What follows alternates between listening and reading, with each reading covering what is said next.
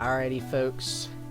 Let me just preface this by first lending a warm welcome to our ever-growing and plague-spreading rat colony, as weird as that is to say.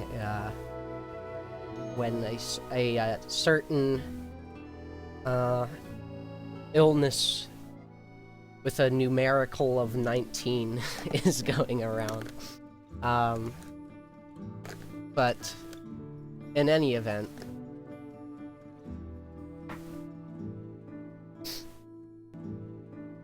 I've noticed a lot more people have been jumping in, trying to learn Rat again, and the game is constantly evolving. Even though my previous tutorial is fairly solid, I would say, a lot of the core concepts in that I explain pretty well. Might not do so as well here. I'll try my best to go over them again. But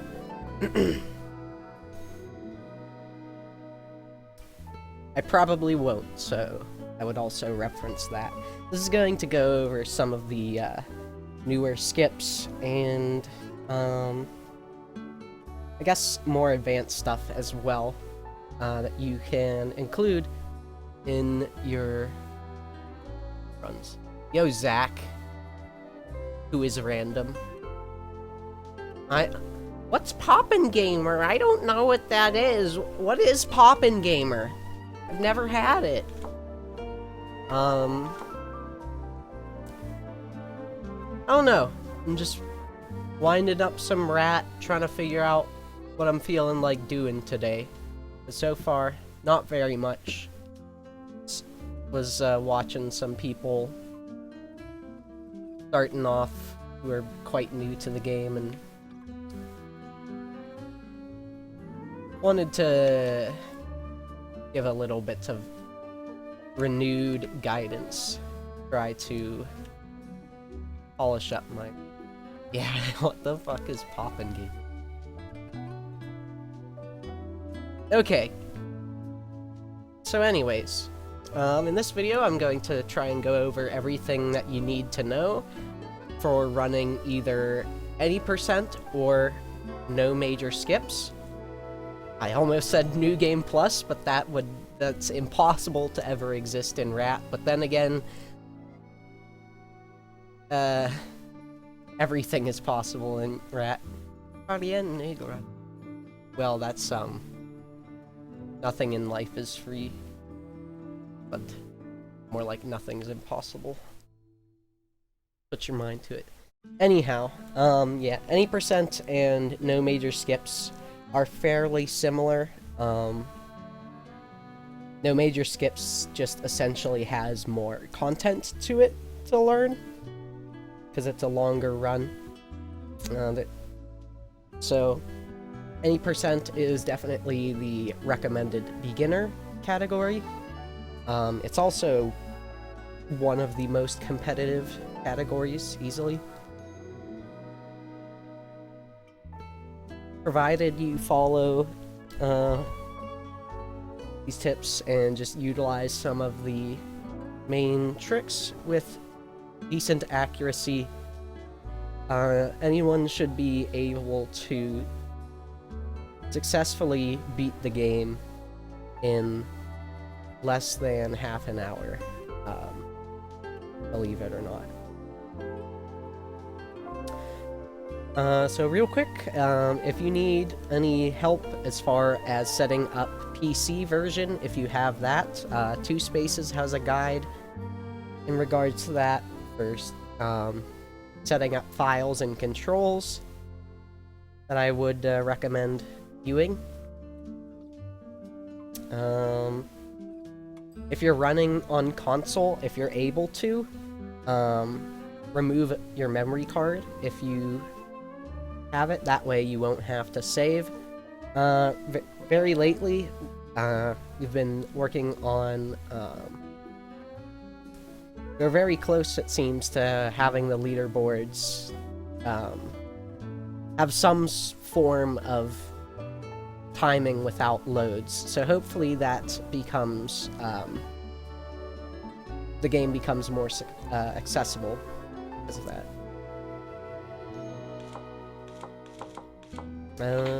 Let's see. Options.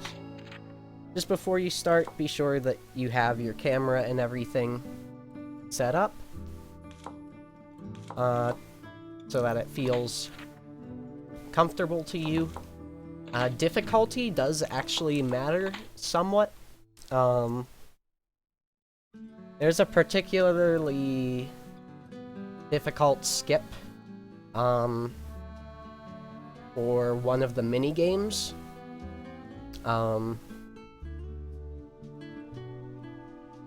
That most people don't do.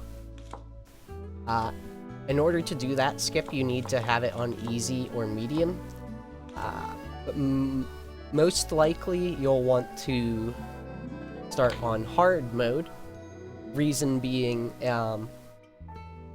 it will make a certain section shorter later. But if you aren't really comfortable with, because you'll take like twice as much damage during this, just go with medium or easy. Just start with whatever's comfortable, and I'll point out what you're able to take advantage of with that difficulty. So I'll just start out as medium.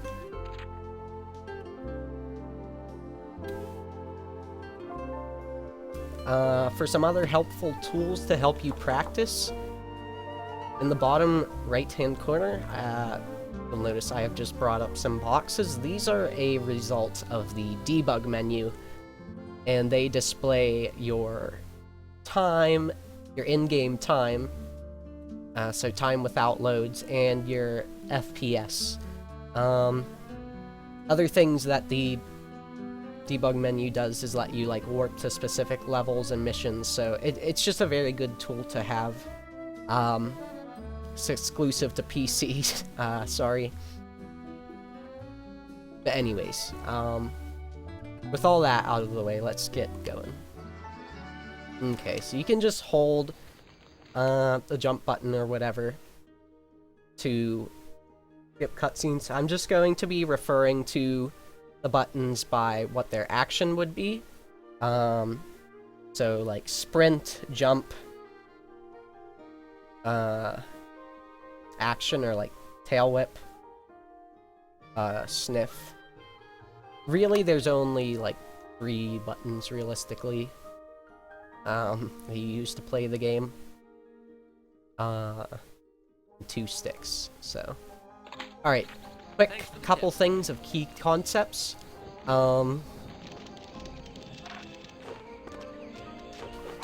Even though a lot of things may seem far more in reach than you would think, like this flower.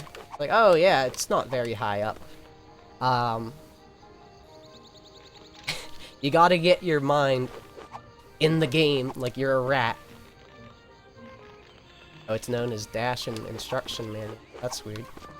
Like, yeah, barely can make that.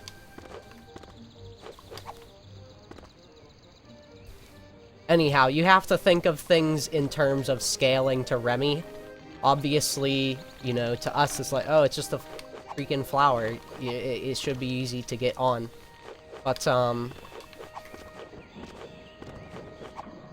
no, you have to think, in relation to Remy's height, because the game is built around that. So, you're not going to be... You don't want to be overshooting things.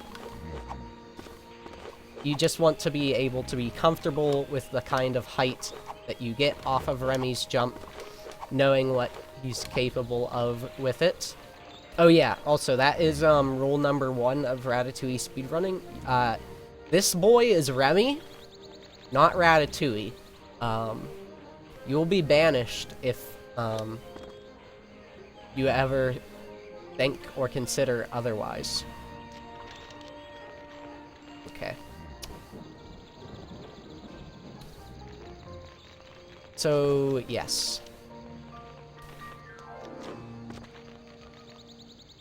Consider, you know, just the fact that Remy's quite small. just be very comfortable with the height and size of your jumps. Because it's amazing how much of a difference just a little bit of height will make in the game. Like, this rock is enough to make Remy trip. Realistically, like, this is half the size of Remy's body, or almost, like, 3/4 even. So, it may not seem like a lot, but it is a pretty significant amount of height as far as this game is considered.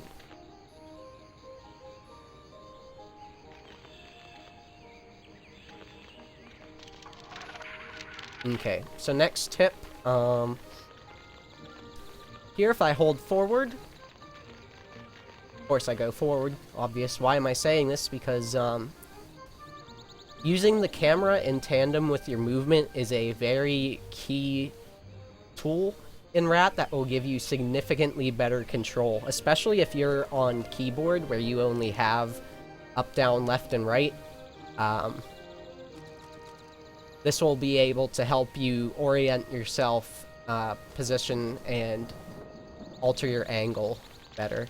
Like, if I'm sprinting and I want to turn,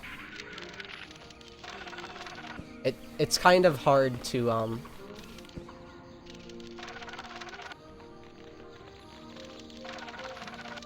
be very precise with that, and it feels awkward as well. But if you turn the camera, you can sprint in circles and all sorts of things fairly easily. Especially, like, with winding paths like this first line of apples here. You know, like here, I'll try to do this without, camera. Okay, well, sometimes the camera is cooperative and, like, follows you, but it just makes things much more smoother. Much more smooth? I don't know. Rip English.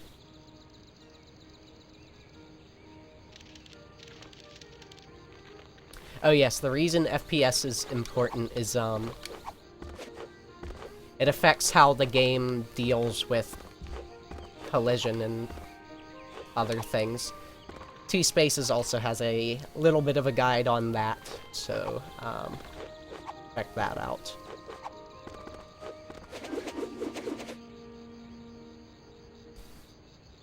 Alright, tip number 3 for movement is that, generally speaking, your fastest form of travel is always grounded. Remy, if I turn on speed here, we'll see sprinting is significantly faster than any other action you can do. Being airborne is only good for, you know, getting horizontal, or, you know, crossing gaps that you couldn't just run across. However, don't make yourself run or stay grounded in a way that would make you uncomfortable or would make you very prone to dying or bonking, something like that. A good example is this right here. You can actually, these little rises of collision are one of the key factors of skill in Ratatouille, especially when it comes to the upper echelon of runners. As you notice, sprinting into that causes Remy to bonk, but you're able to walk up it fine. And you can see you're able to go in and out of sprint rather quickly and seamlessly, which means you can do that. You can just briefly enter walk to prevent yourself from tripping and then go right back into running. So that's little stuff like that, just knowing the little rises in the ground. Eventually that will become key, but don't worry about it too much early on, because you can always just slow down and walk over them, or what's most intuitive and simple is just jump them. If you're ever in doubt of something, just throw out a jump. Just, you know, jumping just has good control and is safe, generally. There aren't really too many times or areas where, like, the slowdown you get from jumping is going to punish you very much in-game, like killing you. And you only lose, like, fractions of a second each time that you do it. So, certainly just feel free to jump over things until you get the hang of it. And then later on, try and incorporate this run, walk, run style.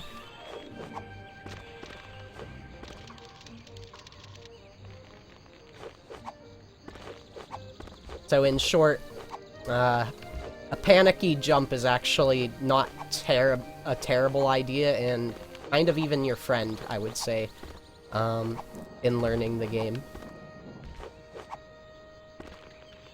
Now, it can't be all willy-nilly necessarily, but you get what I'm saying. Okay, let's see, are there any other things as far as main movement mechanics?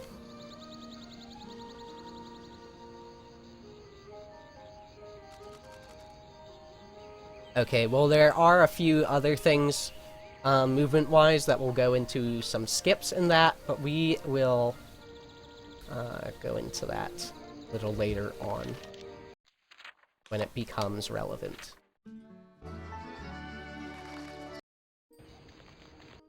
Okay, so now with those primary basics down, I'm going to want to run and just curve gently. These apples have a rather big collection box, and you can even, like, just stick Remy's head into them momentarily. Come at them from the side. You can even get this without being on the rug. So your margin for error is sizable.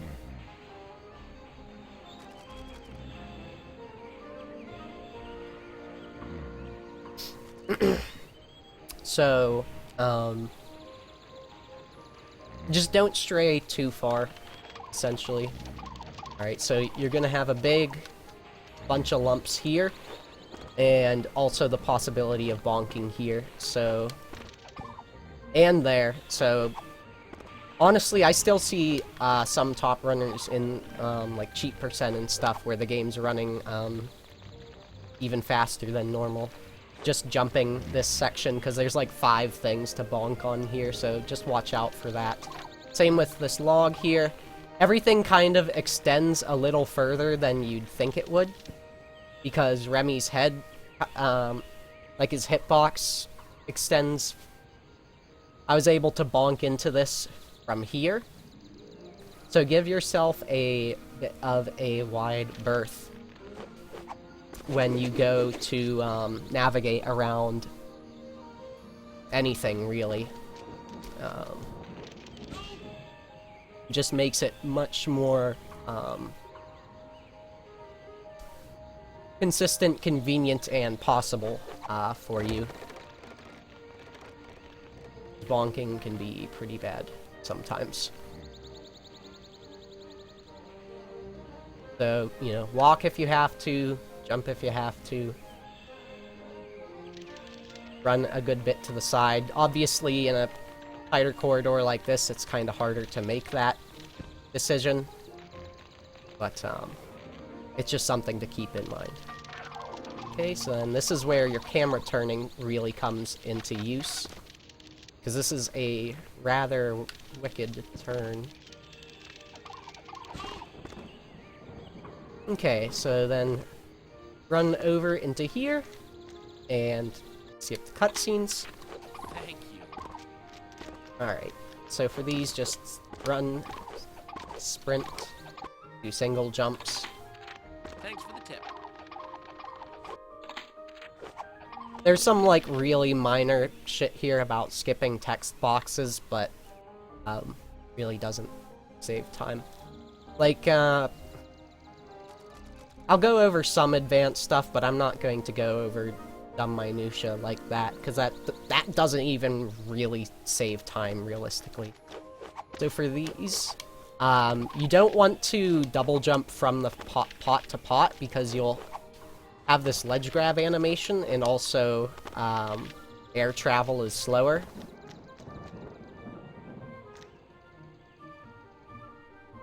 It's alright, Tockles. You take care.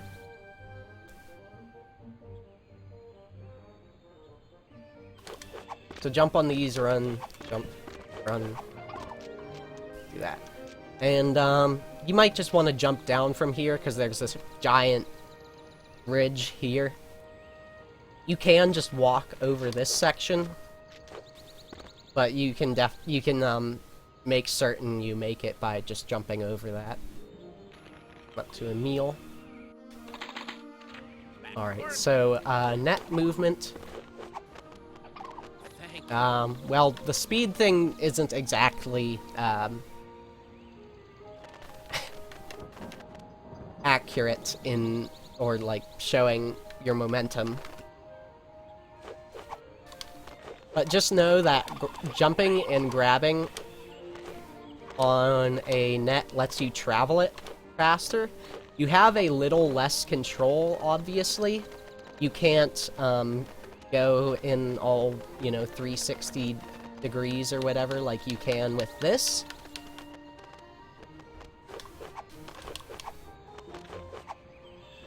But you're able to cover more distance more quickly, and also,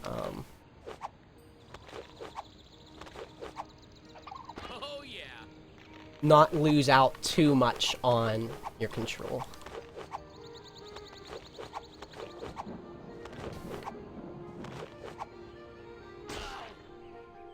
It's essentially like being able to jump in the air again. So, if you're not comfortable with that, then, you can do this, but I definitely recommend that, because it's not all too hard to get used to. It only requires, like, a few extra quick inputs. And since most of the time you use nets for going, like, directly up or sideways anyways, it, hardly matters much. Barely into it. So anyways, you, like, jump along here. These, and then...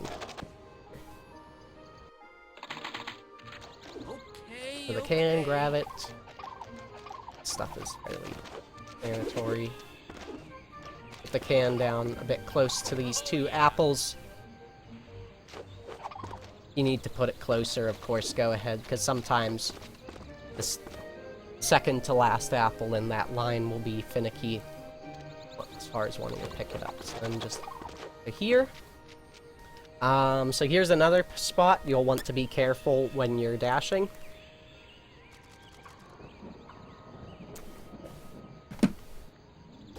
Right at this matchbox, you can, like, bonk here. Usually what it will look like is, or, basically it's easy to lose control here if you're not precise. There's all these you can bonk into. But if you are going to sprint up them, just know you have to cover a little bit of distance with the first one, then just jump, jump, jump. Another long one, jump, jump, jump. So go like this. Long jump, jump, jump, jump, long jump, jump, jump. And just try to stay close towards the center of these so that you collect the apples. Or, I guess, the center right.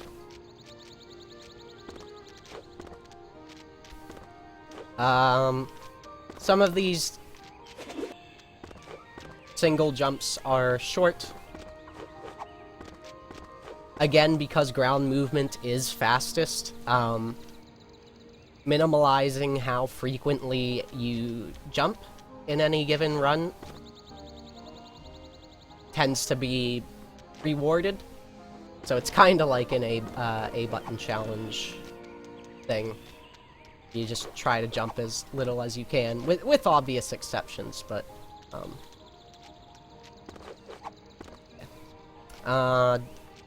anyways, if you need to, like, if you jump early or you're gonna fall short, you can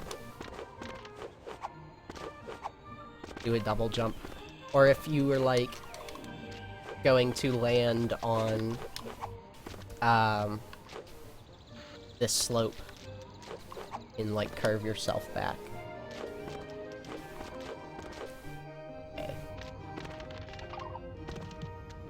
This book you can bonk on, and same with this, but it doesn't really matter because you'll hit this trigger. And this is where you would save time if you don't have your memory card in, because you would be able to skip saving. The game auto saves a lot. Alright, I'll be right back for the rest of it.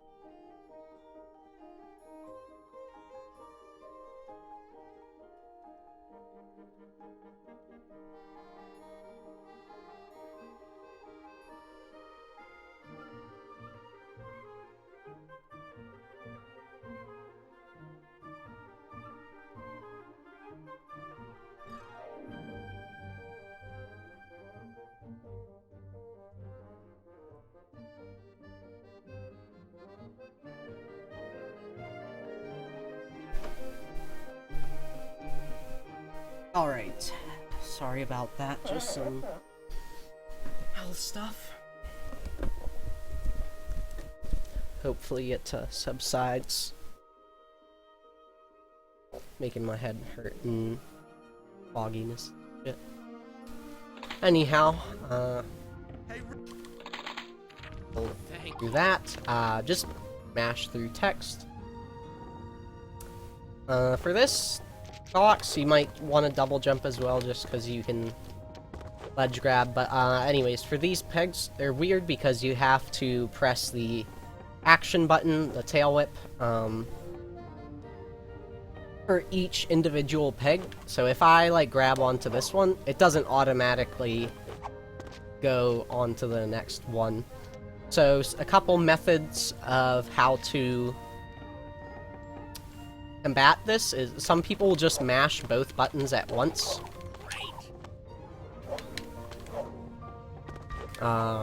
Like both jump and the action. Just having your thumb over both of them. Or what you can do is jump and mash square. Or, yeah, just press square. As long as you've pressed square once before you reach the next peg, you will grab onto it. So what you can do is jump and then just, once you jump, just press square again and then start mashing jump again. Any other techniques I can think of?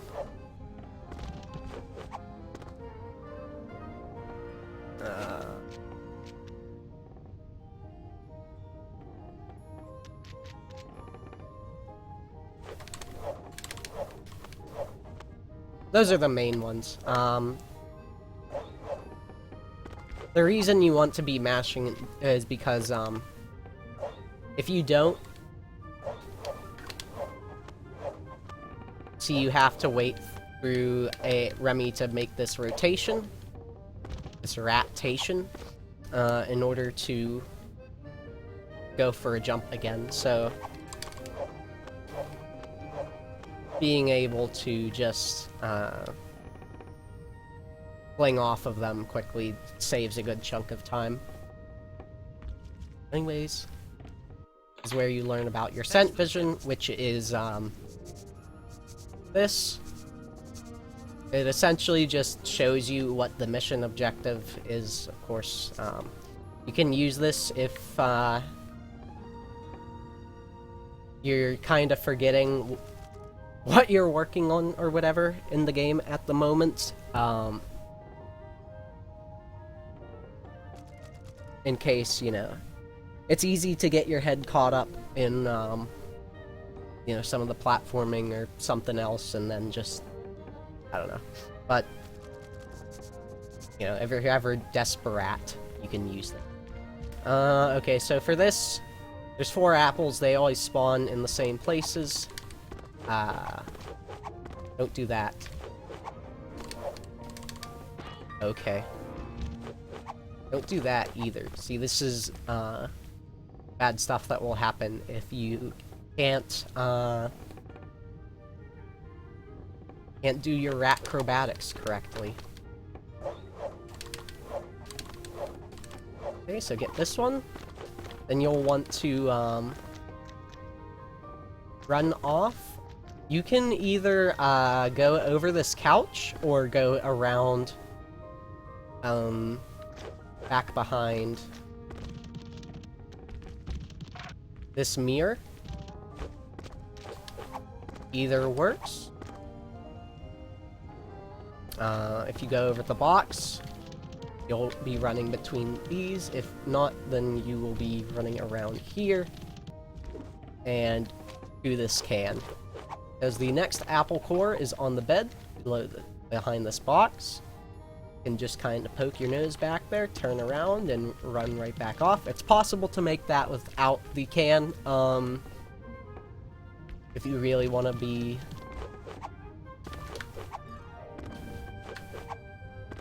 Oh gosh, my A button is sticking like a motherfucker. Want to be anal about saving time?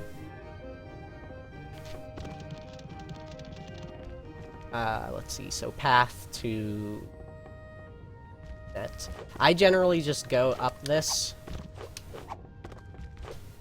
Some people like to double jump from that if you space out your jumps.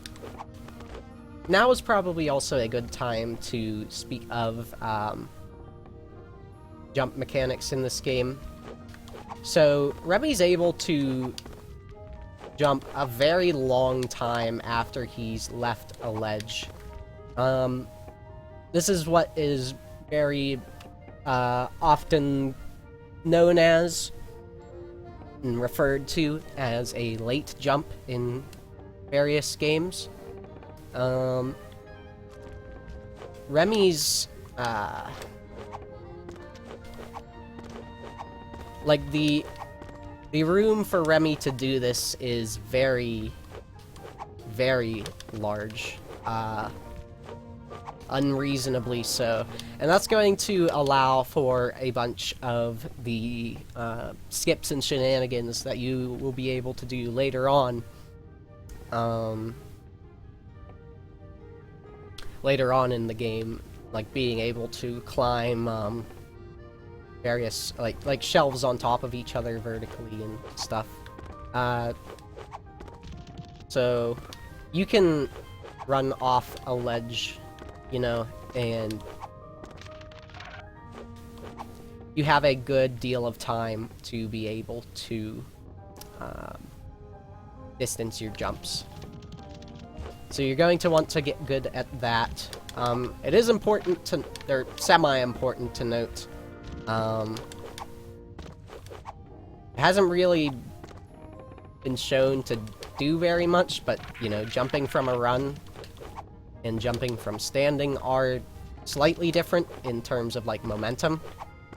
And anytime you do an airborne jump, it is, it's like it was a grounded jump, so I'm starting to think that may be slightly slower than a sprinting jump, but it's... Sorry, I just kinda went into a tangent there of me thinking of other ways the game will improve. Okay, so anyways, yeah, just climb up these boxes, go around here, and I'm gonna show you what you can do after collecting that apple. But let's say you're trying to get good at the you know, climbing the net with jumping, but you mess up. There's two backups you can do. So one is you can, if you go over, you can turn around and grab the net from the other side, actually. It's grabbable from both ends. Just like your mom! Oh! Okay. The other thing you can do is, if you fall down, instead of having to climb back up all those boxes, you can jump on this house, and then where the net dips over here, you can double jump up to that and grab on from there. You are going to have to be able to jump back over and grab from the front, because you're not able to hit the apple collection box in the same way. Or, like, from that side, rather. Okay.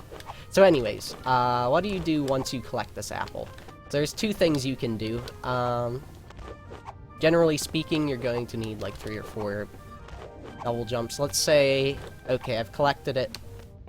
You can try to catch yourself towards the bottom right corner of this net. What that will do is allow you to jump off and begin running without having taken any damage. If you do that, you would weave through here to this box. But more easily attainable is just falling and dying. And that'll warp you here. You just turn left and reach this box. Oh yeah. So this you actually have to hit the floor. Don't try. Well, I don't know. Maybe you could collect that. But whatever. Collect this. Jump over the cans. And walk over towards a mule here. Thank you. Okay, so the ball, little known mechanic, if you press dash, the ball will burst forward a little bit. It is limited in how frequently you can do it. Thank you. But you do need to be making use of that whenever you're on it, so... I like to try and get it so that, I get it entering this goop. That way, it doesn't slow me down as badly. And then again, reaching this ledge. Gonna want to double jump this most likely, for safety. If you ended up, it's possible to have, if you went to try and just fall and take damage, you might have just taken 2 damage and be at 1 health right now. You're going to need at least 2 health from this point on in the tutorial. And there aren't any cheese pieces, besides this for a good while. So you're going to want to stop and grab this. Grab these. If you miss this, you can make it back. No, you can't. Generally speaking, that would be something you reset for, but there is a fishing rod over here. You can go over top and try and just like spacing out your jumps essentially sort of like resets the amount of time Remy has. Essentially, Remy starts taking fall damage after a certain amount of time and distance have passed. But whenever you start your double jump, it resets that time. So obviously, if I just, like, jumped without the double jump, I would have taken fall damage. Some of this is kind of just, like, you know, regular platforming shit, but, you have to be very wary, of your options in this game, because it is a pretty simplistic ratformer, excuse me. And also, we do a lot of wacky jumps that abuse the late jumping and spacing between the double jumps. The timing for how long you can space it is about... if you do a single jump, when Remy's feet are about a third of his body away from the ground... God, my A button is sticking. Or half.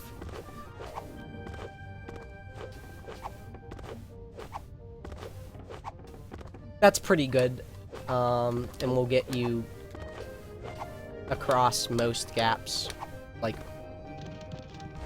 with delayed jumps, that you would need to do in the game.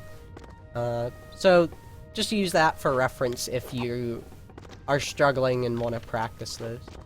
Okay. Anyways, you can make this in a single jump. Bit uncomfortable, double jump, whatever. Okay, go through this. You definitely don't want to miss this jump, because if you do, you'll hit this and warp, and it loses you several seconds. Okay. So here, talking about ropes. Generally speaking, the way we travel across ropes, it's not necessarily confirmed whether or not one is faster. It seems to me like jumping off and jumping back on covers a lot of distance really quickly. And it's just more fun to do and less tedious, in my opinion, than having to, like, switch the... What the heck is going on with the layer up there? That's weird.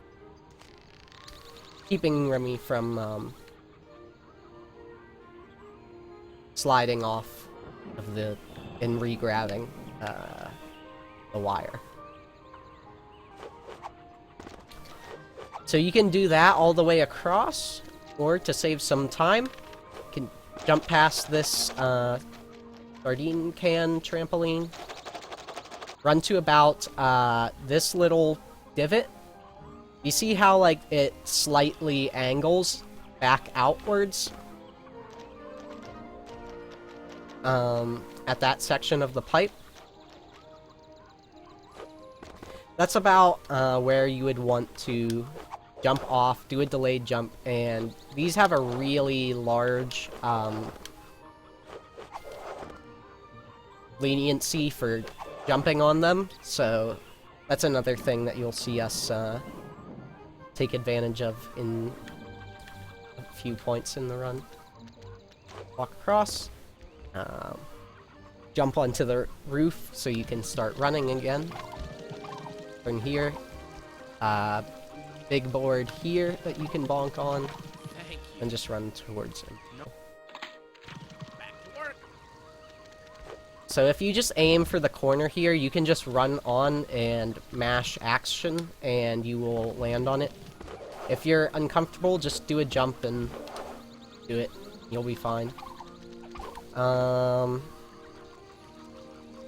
Here, if you choose, you can try sprinting along this to save some time.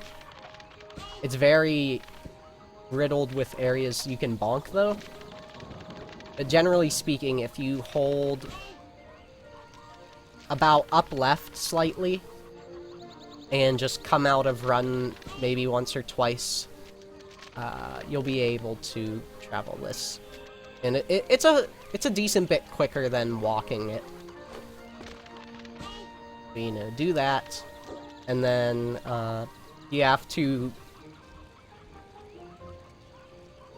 reset the, like, get back on the pipe with the action thing here. Double jump off, continue, blah. Not bad, little. Okay, so yeah, anything with these sparkly things that you latch onto, essentially have that. Be sure to space out your double jump for this last one, because it's further apart than the rest of these are. And you need to be sure to get that apple. If you don't get it, you can, jump on that shovel, and then on this, wheelbarrow, and make it back. Otherwise, you'll probably want to reset. Just follow this. Another good area where camera movement is key. Trying to turn around this without the camera, it's a little more cumbersome. Oh yeah. So this is where you would want more than 2 health. Game wants you to go Metal Gear Solid with that, but the chick's only able to hit you once if you sprint along this. Just try to stay in the center to hit the apple cores, then they sort of like spread out a little bit at that part, so watch out for it. Knock you back, and then just continue on. And now for spoons. Thanks for the tip. So for these, you can sort of get the attention of enemies quicker, and also,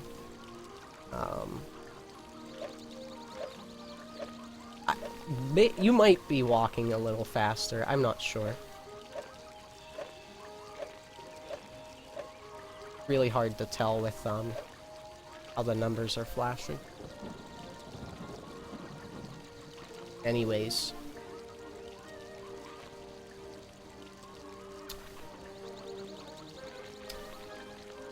Okay, so there's 2 things you can do. You can either use the spoon to kill all 3 of them, or if the third one is really far off, there's another spoon over here.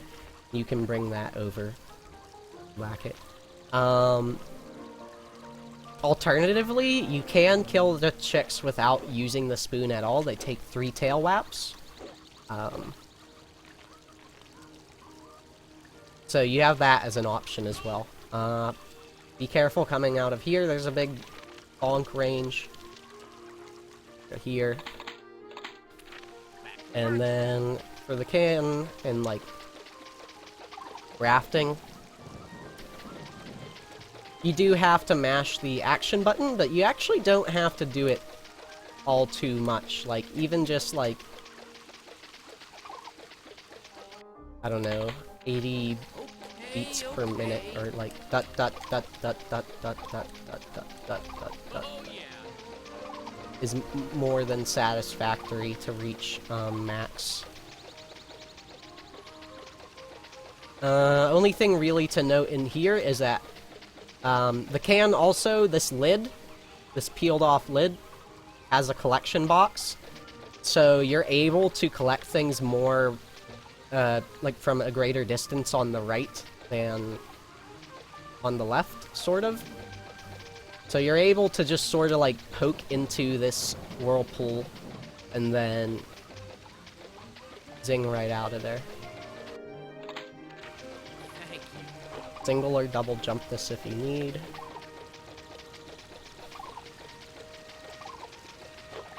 And just jump on over into here, and you will have been completed. Or, you will have been completed. You will have completed the tutorial, which is the most tedious and shit thing. Destiny River, not too much to say, honestly. You can single jump these trees. They actually, you can tell where they're going to land ahead of time because they have, there are shadows on the water. So you can, like,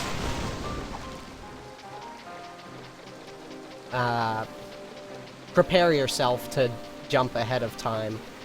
Or, like, to know when you're jumping at that point. Your hand positioning might need to be a little weird on this because you are going to want to hold R to go down the slides faster here. You may need to learn how to claw a controller, which is kind of where you essentially you have your thumb and your index finger like pulled up to the face buttons. Probably not necessary though. Anyways,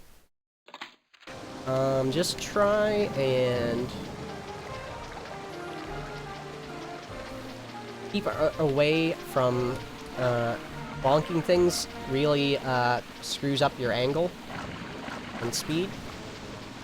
Most of the whirlpools you're able to go through quickly just by skimming along their edge, such as that one. The ones at the beginning, you're not able. Like, the first one, you're not able to. Oh, and, if you're going to try single jumping those, it's better to single jump them early than late, because it's possible for Remy to kind of get stuck on the tree and lose the book, and then you have to die. Okay, so you can either go wind through those there, or if you're very careful with your spacing, there's actually a good bit of land, like coastline, that the book is able to glide on, essentially. And you can use that to squeeze through those gaps. Fairly standard stuff.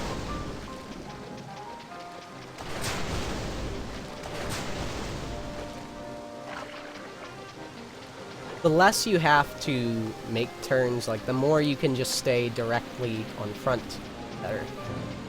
Luckily, you only have to deal with one whirlpool if you go through the left side of that, so it's significantly faster, because the other whirlpools have a greater gravity to them, I guess you could say.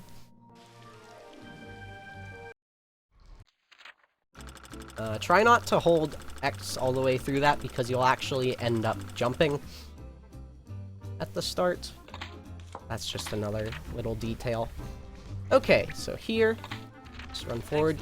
What I like to do is hit this oil slick, and that was weird.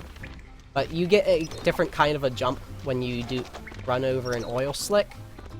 It's a more horizontal one, and as you can tell, over time, you end up getting a little bit more speed than running would give you. So I like it to be able to get over the center thing and also forward. Of course, you don't have to. You can always just, like, jump over all of this. Oil slicks aren't necessarily always faster than sprinting, but in scenarios like this, it's nice. Okay. From here, jump onto this tire, then jump up here, and then jump up here to the left. That will save you from having to climb all these steps down there. You can also climb this sideways tire, I believe. But it's more awkward and saves less time. So just stick to this, honestly. Not very hard. Jump onto this. Gonna have a couple text boxes right in a row here. Ignore the bag, jump. This is one of those E-bumps. There's a lot of them in Paris streets. Just little rises in the ground that you can trip over. There's one even like this little board here entering. Be careful of that. Yeah, so right off the bat, there's one right at the start here because of this clump of dirt that you can't see at all. I like to start running through this on the center and then gradually kind of work my way over to the left because there's a dirt pile right there. And I'm less likely to bonk on anything. I say as I bonk. Just jump up this. Jump this gap. Jump this gap. Probably will want to slow down to turn here. What I like to do is try to run along this pipe on like the left side of it, so you can just kind of walk over this. And if you go any closer to the wall, you will bonk 500 times. If you don't do that, just try to get yourself in the middle of the left section. You can also run along the middle pipe, but you're most likely going to end up falling over to one of these two sides. So, it's gonna happen. Anyways, like that. More little raises here. You can't run up this without bonking. So you either have to jump up this, since, you know, you're going vertically, that gets you distance pretty quickly, or just jump up these steps. That's what I prefer to do. Climb the rope. Latch yourself onto this pipe. Depending on how quick you were, you may have to wait for this gas. You can double jump over them and then reattach yourself to the pipe to get over them if you need to. And then just jump this one. These boards are wobbly and have their own physics. So you're gonna have to be watchful of what they do. Sometimes they may make you bonk. Sometimes you may unexpectedly get, like, flipped about. But just know that those move, so careful of that. Then double jump this, double jump this. Bunch of collision here. Same deal here. You can double jump this or just jump up the ramp. And you can either jump from that ramp or from here, doesn't matter. Same thing from here. You'll want to do one of these oil slick jumps. Try to line yourself up so that you land on the Ratutorial. You'll have better momentum from running back here before.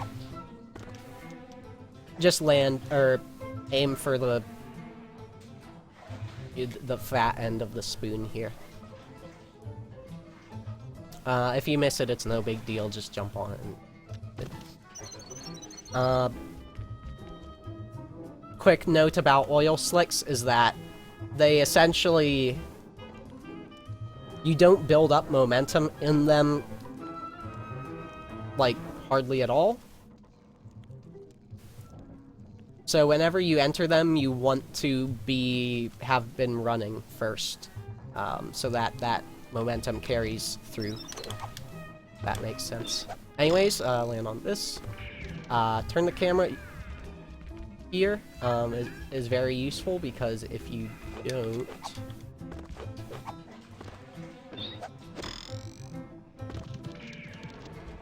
That's pretty awkward to make. Bring it along this. You can walk up this, any sardine cans, or even run over them, because Remy kind of like puts his paws down, his front paws down, whenever he starts a run. So that will cause him to interact with things that might be easier to do.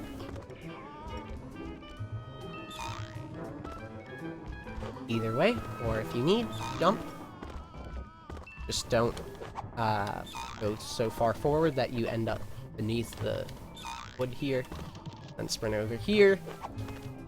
Double jump onto this net, and you can just double jump over and make it. Then from here, just sprint to here.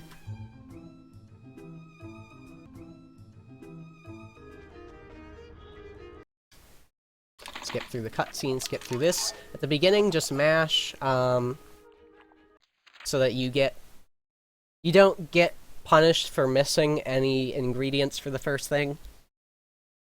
So, it's just worthwhile. Otherwise, all the vegetables are constantly in this same order for this minigame.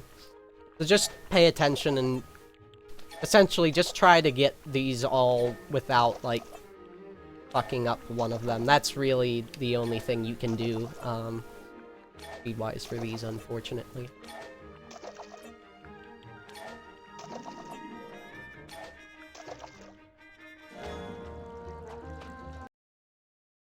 Cutscene. Okay, so this is where any percent and no major skips break off. No major skips will go down this slide.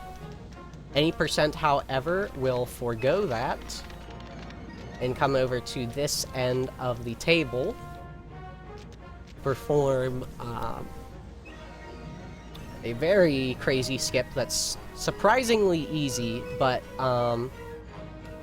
if you're trying to be more competitive in any percent, has some quirks to it that you'll want to know so that you can get it more frequently and consistently. So I'll just first show off what it is, and then explain how it works. Okay, so weird crap happened there. This is utilizing another key movement mechanic of the game that we call our rat flip. Essentially, it's the game's fail-proof, or it's safety feature, I guess. I can't think of the word. For whenever Remy gets stuck or like trying to get out of bounds or something. We look like at the gaps in this wheel, for example. Like, Remy's falling, but he doesn't have any way to land anywhere. And we can see the game tries to, like, pushes him upwards and out.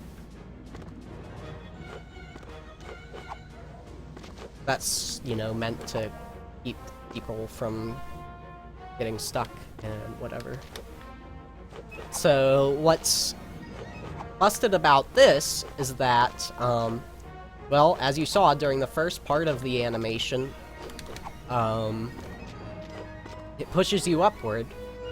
And the second thing is that this game allows you to act out of a lot of things with jumping that it really shouldn't. And it also has a bunch of things refresh your jump that it really shouldn't. And this is one of those things. So essentially, what you're looking for is for Remy to start waving his arms there. That's about when you'll want to start and go for your jumps.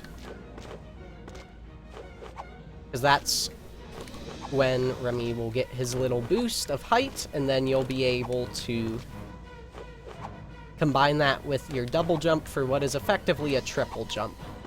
And this is the key concept of Deserted Kitchen Early, but with another slight twist, perhaps.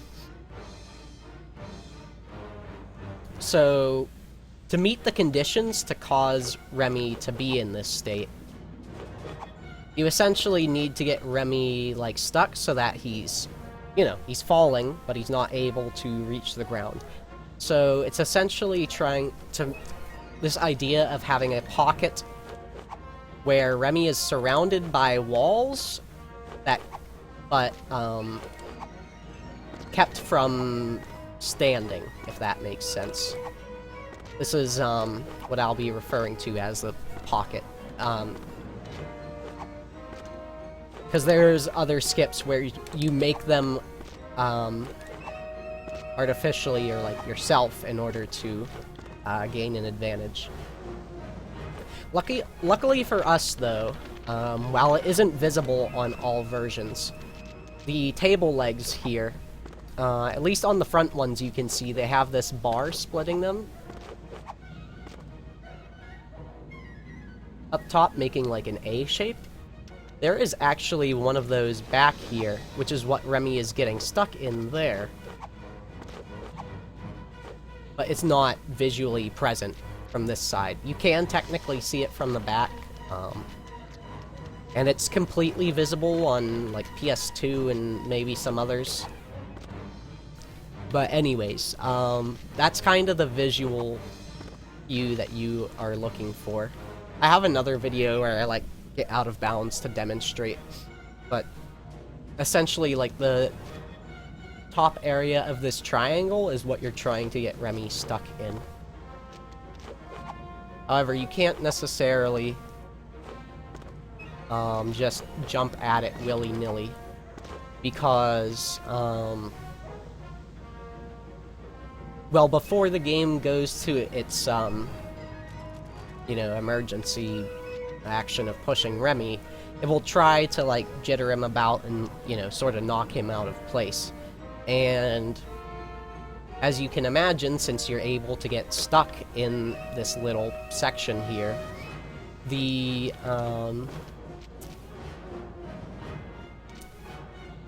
collision of these is quite thin, and you're able to clip through it fairly easily.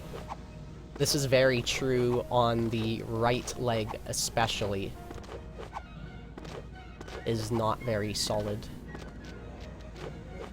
So generally speaking, you're going to want to kind of aim yourself to the left and even like press against the left a little bit, because you'll have less resistance.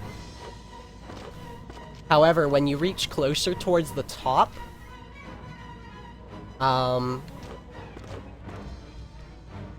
you don't want to be pressing left so much. Just like go neutral, so don't press any direction. And the reason for that is that whenever you jump against any surface, you know, it has an equal and opposite reaction, so it tries to push you away.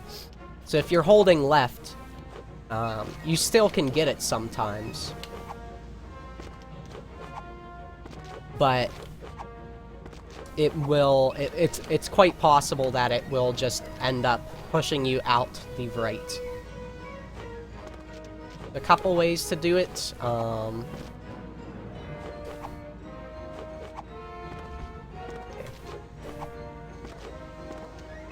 Things to recommend. I like facing to the left so that Remy's nose is, like his hitbox is different. Basically, it just makes it, the pocket tighter for him. because his face is oblong, as opposed to that. Either works though, obviously. I just like that.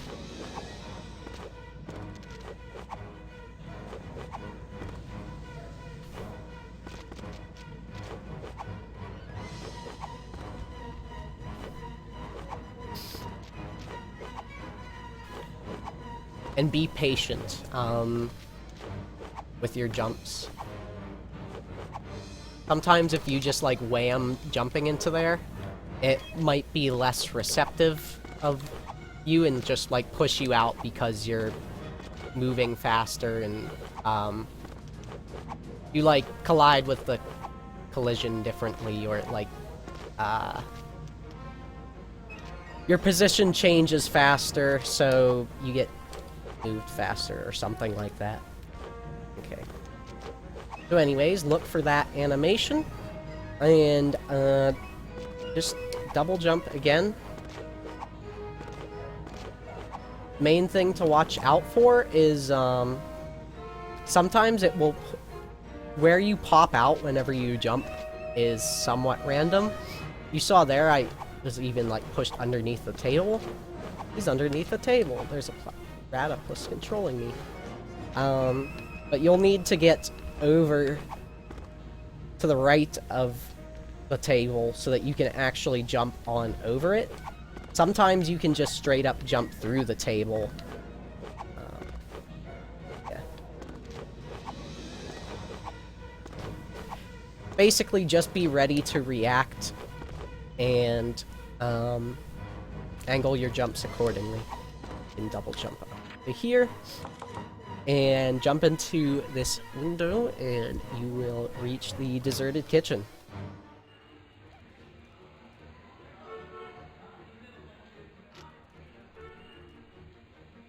Which is the last level of the game. I'll just finish up any percent since this is the more beginner-friendly category. You reach here, just run down and buy these crabs. You can't go... I mean, you could go through the left ways here, but you're going to get caught by Skinner no matter what.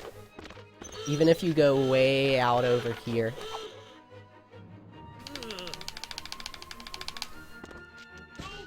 So, it might not be worth it. But yeah, those are your two options, essentially. Around here, you can either run around that, or you can actually, like, jump over it like that. Double jump. Use this oil slick if you wish. If you go this way, Skinner will have never turned around back this way.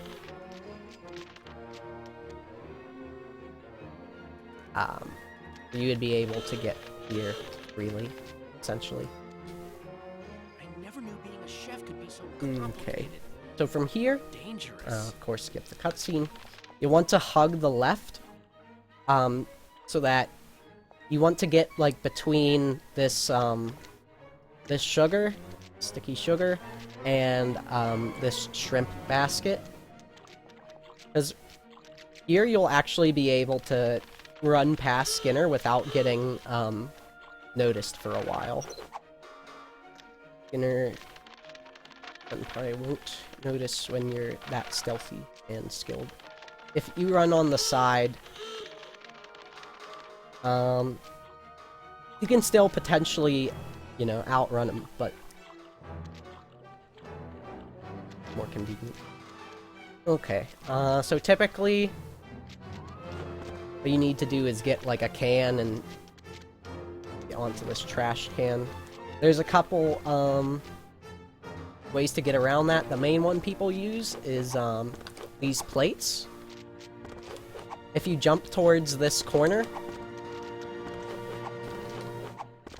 see, jumping towards this end here, there's a little bit less room, so you're less likely to get it. I like jumping like right towards this back set.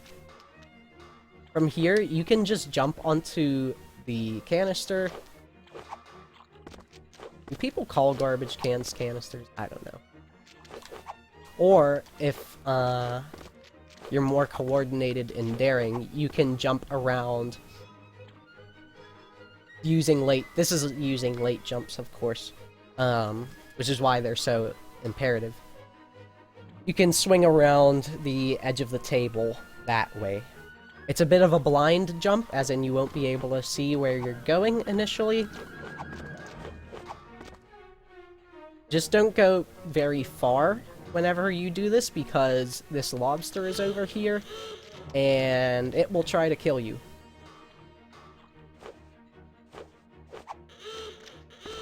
Okay. So you have the plate method. You have this can. I believe there's a way to, like, sneak it past. Oh, yeah. Yeah, if you kind of, like, just hug around the walls, you can get this past the lobsters.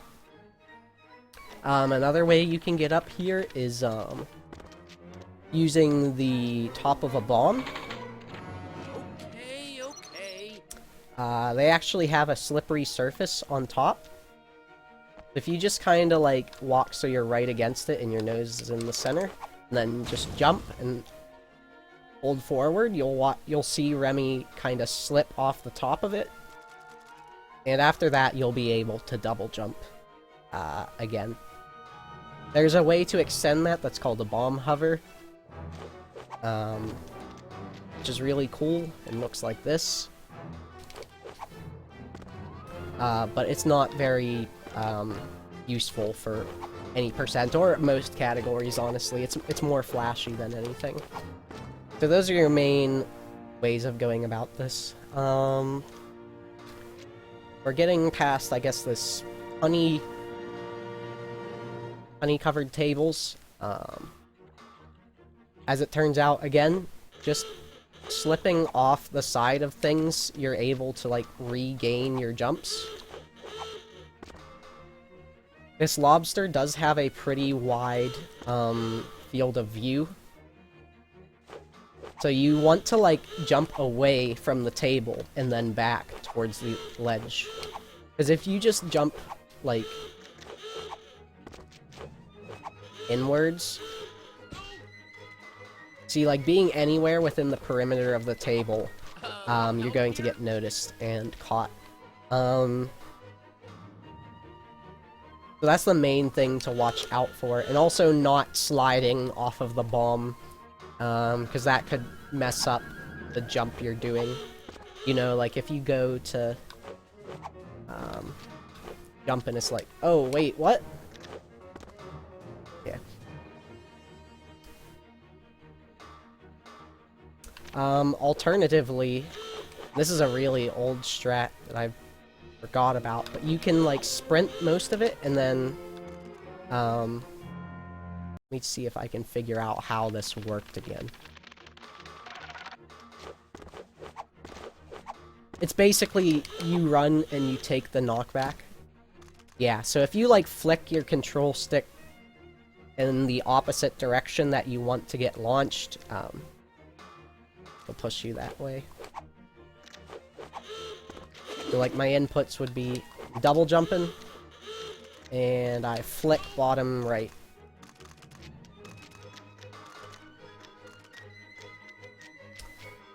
Also, if you end up getting stuck in there, don't jump, because, you'll actually hit the lobster. Anyways, oh, another way... I don't think anyone ever does this, but that bomb hover, you can actually use it to, like, get up to the plates there. Really sucky, and takes a while to set up, because you have to walk the bomb around a lot. But anyways, once you reach here, so these plates, stuff that you push over, have this weird property where you can actually just hold the action button and they'll get pushed over. Just be sure that they get knocked over before falling down. Make sure you've they kind of have a very specific area that they like to activate. So do that. You can do a similar thing here. If you're not feeling comfortable, you can be behind the lobster, which also keeps you out of view of the other lobster. Coining terms for this is difficult. And jump around. But it is possible to actually get in front of the lobster and make this in 2 jumps. If you find it to be too much of a blockage to your path, you can simply bomb it and then make the jumps. Alternatively... Oh wait, no, you can't bomb hover here because this bomb disappears. So really, that's your only, good choice. Do the same thing here. Alright, so here there's a little bit of a split. Normally, what you do, and what I'd recommend doing, is just running over from here on over this corner. Grab whichever one of these you want first.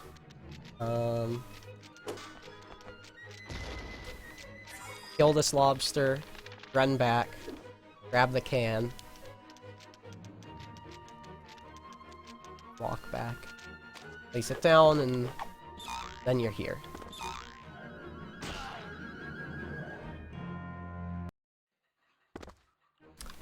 Alternatively, there's a pretty particular trick that makes the utmost use of delayed jumping and all that I demonstrated earlier. Want to climb up this either by the towel or the trampoline. Run over here. Be careful not to hit the mouse trap so you don't die.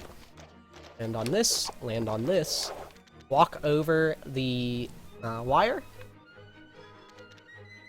Around where this curve happens, or a little bit before, is where you want to jump off to land on the door. And if you miss, it's possible to sometimes catch the doorknob by just like mashing square so that you can retry. I don't think you're able to do it if you like... Yeah, it only works if you go over head of the door. So it warps you there if you fail, so...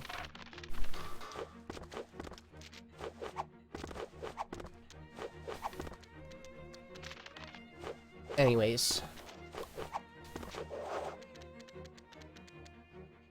So, get around there. Right around where that curve happens, jump off and space your jumps so that you land on the edge of this door. It's very wonky. Okay, so the idea of this skip is you're going to try and land on the sardine can over there. And it's quite particular because there's one key factor that you have to get in order for this to be possible at all. Your first jump needs to make it under the perimeter of this doorway. So most of the time when people fail, it's because they end up getting most of their distance stopped by the wall here. You'll never be able to get enough distance because the wall just kind of holds you in place and you lose momentum as a result.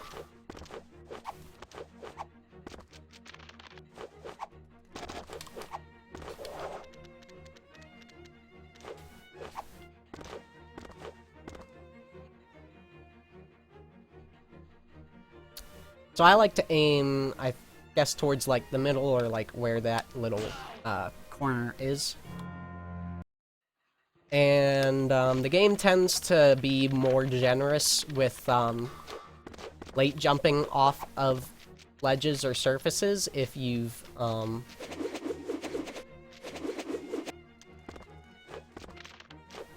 like, been a bit further back for a while. Like, here's, well, okay. I don't really know how best I could demonstrate it. I don't want this to go on forever, but... anyways. Also kinda helps you line up. I kinda forget how I do this myself. I do it in one quick motion to try and make it, you know, make it fast, but also not have to think about it. That's probably what is the hardest part about this. Also, this only saves a few seconds, so don't go for this unless you're trying for upper times. Yeah, so you want to look for... you slide off of the door, and I never knew being a chef could be so you fall down a decent bit, so that you're, like, below the, doorway. That's when you want to start your first jump. And then, once that happens, you just space out the other jump to the best of your ability, as much as you can, and you'll make this. Just be sure to be ready to grab this, and do all those. You can actually just move to the left and hit this button, but it is possible to fall without hitting it. If you need to, just single jump. Alright, shrimp time. And here, just gonna want to run straight forward. You can use that to jump if you want. Even though Twitch is right there, the mission trigger is actually more akin to where the blue light is. If you're over here, it won't activate. So run more towards the left here. Okay, so there's two ways to do it. Mainly, the idea is you want to go in a U-turn, so that you end up back at this section of the kitchen for the final mission. So I'll show both ways. There's a few key things as far as shrimp and enemies go. They have, like, a distance to them. Like, I guess you could call it a draw distance, but it's essentially when the enemy does and doesn't exist on screen. You can see right here that, like, I can have the enemy loaded and deloaded. And enemies don't do anything while they're off screen. However, whenever I bring them into view, it'll activate as if it's the first time it's seen Remy. Also, the way to handle shrimp is they move really fast and erratically, but they charge in whatever, like, angle to reach you the quickest. And they go straight. So just double jump over them. Or walk a bit to the left or right. Admittedly, it becomes more difficult whenever there's multiple shrimp involved. This is the key factor to that.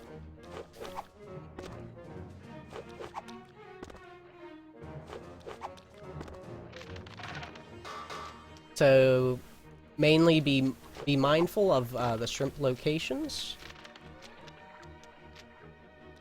And you might be alright. Okay, so with that being said, okay, we're doing this round.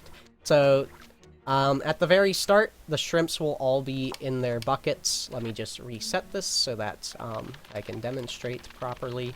The shrimp only spawn after this mission. Okay. Like from here. You can just walk over here and line that up. Similar thing here. And then similar thing here, you can actually use either that shrimp or this shrimp. Shrimp respawn quicker when they've been used to destroy a mouse trap, so I just tend to use this one because it's a easier angle to make and less of a distance. See, like that, the enemy's barely even loaded in. Anyways, from there, you would come up here in any way and get this one with the spoon. Then you have this bucket over here. That one. Same thing here. And then the last one is a little awkward.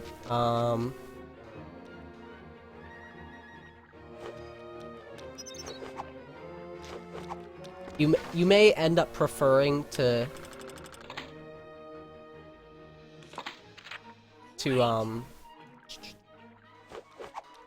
use this back one when it respawns, but otherwise you have to like come to this like really far in the corner.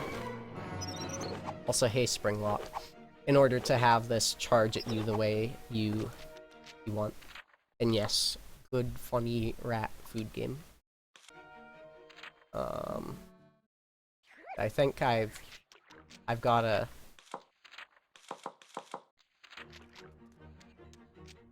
Let's reset this. Okay, okay. So that was debug menu.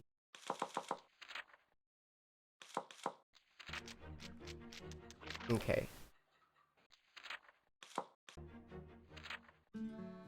Let's get this realigned.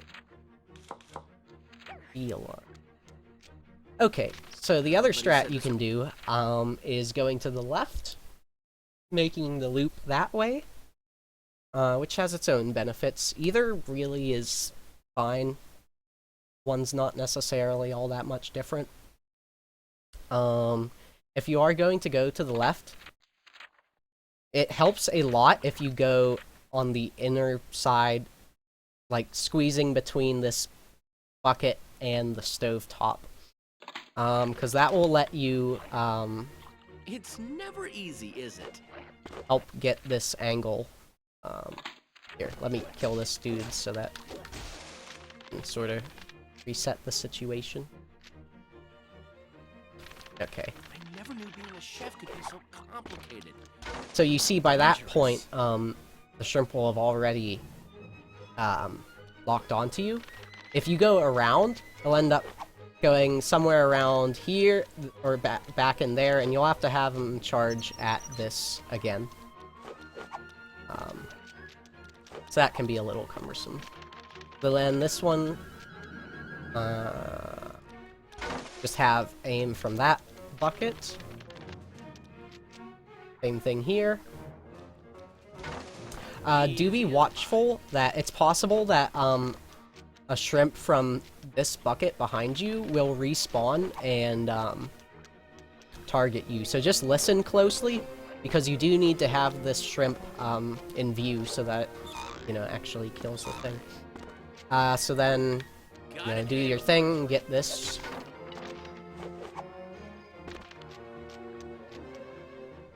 Sometimes also, by luck's sake, shrimp will get stuck behind a bucket like this. If that's the case, you can lead them around and then back towards. For this one, you could use this back bucket as well, as I said before. This I usually just... you have two options, actually, for that one. By the time you come around here. Because there's a bucket in the center. but sometimes this shrimp will have charged over to the left earlier from when you were getting one of the other mouse traps. If that's the case, then you can just wait for this one to respawn its shrimp and get this one. And then come around this, and that is all of the traps. So those are the two methods I recommend doing it.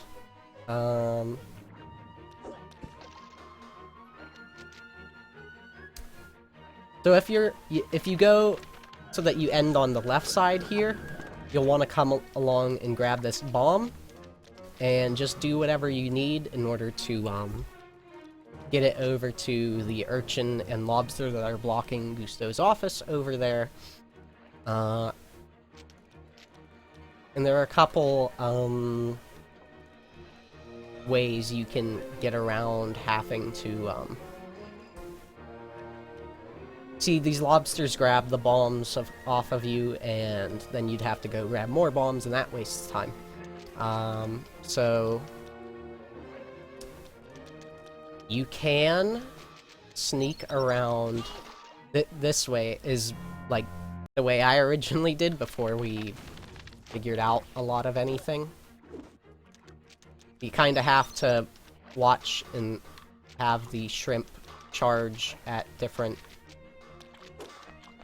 stuff. But you would like swing back by here and then go around this way.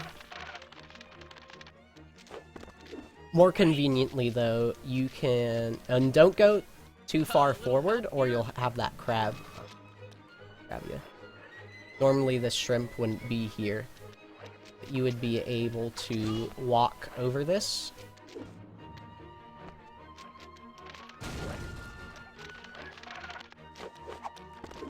Without, yeah, usually the shrimp will just get stuck there. So if you just kind of hook right at this ramp, this lobster won't be able to get the bomb. And then from there, you can just walk on through here and walk straight over into the crab there. Alternatively, you can use a pretty advanced technique called crab manip, or short for crab manipulation. Get rid of this guy. And essentially, the idea is that you're going to use this crab to get the bomb over faster and also to get it past the lobster's grabbing range. So you can either do that like partially part of the way through the box is the fastest way. It's kind of hard to orient though because the crab kind of just starts running off, and as soon as the crab grabs it, the bomb's timer starts. You have to get it so that the crab is angled to walk over towards here. Like the worst area you can have him but still get it is like if he walks in towards here. If he walks anywhere just like straight right here, then it's lost cause. The other method would be you hook right and edge near the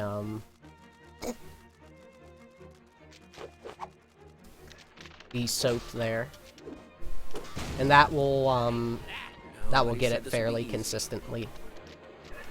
It's much easier. You do just kind of have to like inch your way forward so that this dude doesn't grab it. Or gal, I don't know. But yeah, that's how you handled a bomb. If you finished from this side, or after you've done the bomb, you would just run into this cutscene trigger here, which will now spawn spoons, which you need. Technically, you don't need them, but you do also need to hit this cutscene trigger in order to complete the game, this mission. Anyways, so hit this, then just drop the spoon there for convenience later. Run on the ball, and so for handling the spiders is pretty difficult. When you get closer to them on the ball, they will scatter, which means that oftentimes they'll end up getting, like, squashed against the wall here. Another huge tip I recommend is tilting the camera completely down. This way you'll be able to see all the spiders clearly. Another way to circumnavigate them moving away from you is just to go through it faster. Which can be chaotic, but you can actually get away with just having 1 or 2 spiders still present on each of these little sections. I'll just kind of like run through this. You will want to... now that was really sloppy, and I'm probably not going to be able to make it. But, dangerous. We'll see. Okay, so there is a trick, basically, where, whenever you spin with the spoon, you have a short period of time where you have invulnerability. So if you time that to when you would go over the spiders, you actually won't take damage and effectively just walk over them. This can be risky, as if you get hit by the spider, it's very possible for it to combo you. Even if it's just one, you'll drop your spoon. All sorts of bad crap happens. If there ends up being multiple you left, you can always go and hit the ball again to squash them, or try to just gather them all together. See, like, there's 4 spiders there. I'm very doubtful that you could, also, the spiders will have a high possibility of hitting you into pits, so...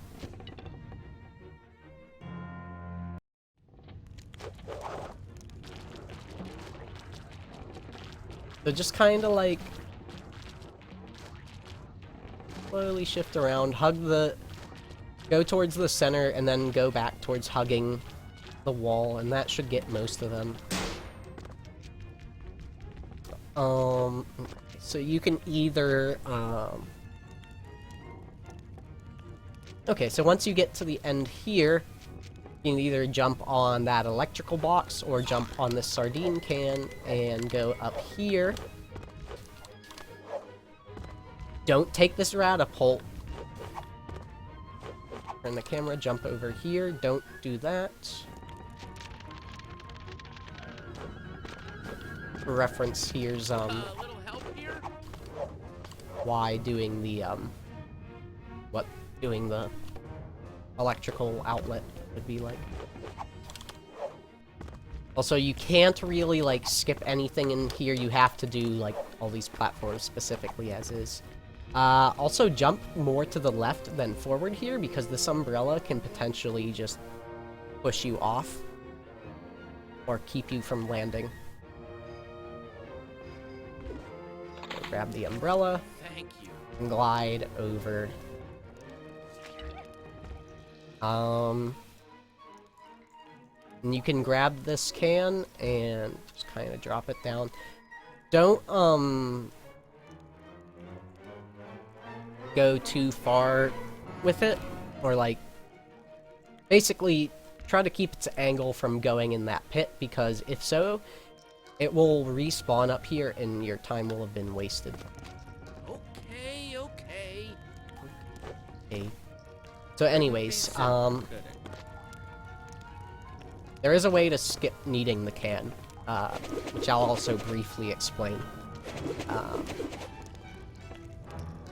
But anyways, once you've gone and done your round with the ball and or gotten your can, instead of sprinting back, it's actually faster to die.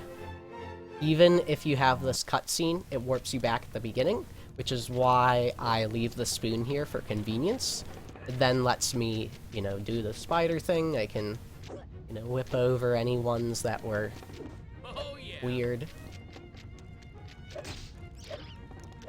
And then, you know, Got it handled, Maestro. you kill that.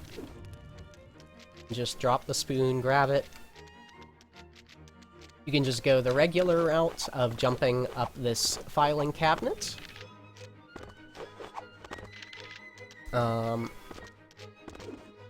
Or alternatively, there is a little pocket you can make, or a rat flip, over between this filing cabinet and this table leg and the can itself. Learning how, like, to make the kind of space that you need for such a thing is the main difficult part of this, I believe. See, even this is a little questionable, because, like, you can fall off. The idea of, like, these mobile pockets is that you have 3 walls surrounding you, so there is, like, technically a way that you could fall out, but you're actively going against it, and so then it will boost you up. And then you can land on this corner. So that's what you would do with the can. Canless is a very crazy trick. There is a different setup that involves using this pile of letters over here, but I don't really know how it works, and I hardly ever get it. Essentially, you're going to be using this spoon as a platforming tool instead of the can. So the more, I think, reliable and, like, there's more... It's easier to perform because there's a wider range of ways the spoon can be placed down.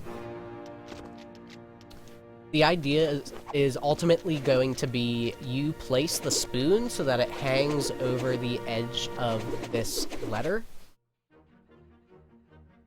and extends out further so that you can get enough distance to barely catch the edge of that first filing cabinet. So in order to get up here, you can either walk up these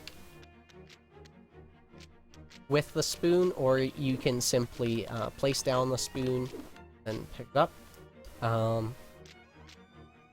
This little, like, white splotch on the book, the cum stain, as Tockles very lovingly refers to it. Line up with that and put the spoon down so that the spoon will be on the corner here. Then get on the corner of this box, pick it up.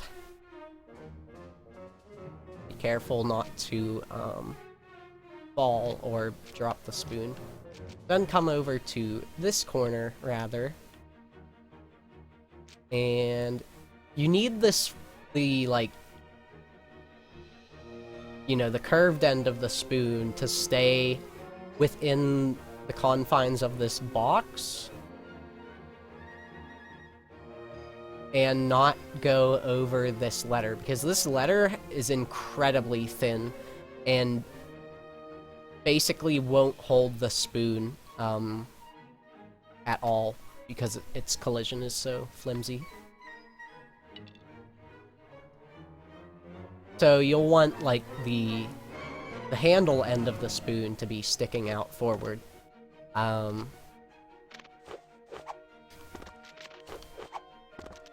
It's kind of difficult to judge how good a placement is. When you do go for your jump, though, you're going to want to sprint off of it, and, like, so that Remy stays on the tip top, or, like, stays on the very... Like, he doesn't slide off the spoon, because otherwise you'll lose height and not be able to make the jump. you can't do, like, much of a delayed jump for this, is what I'm saying. Got it handled, Maestro. So I like to actually even just aim to, like, put it kind of, like, to the same angle as the, letter.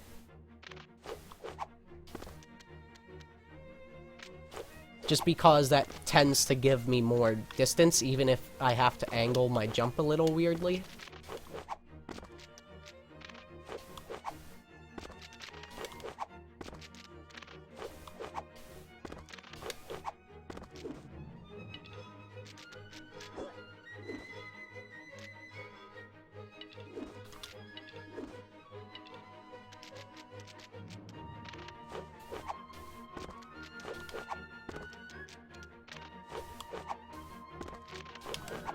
Oh wait, would just holding sprint after that make it?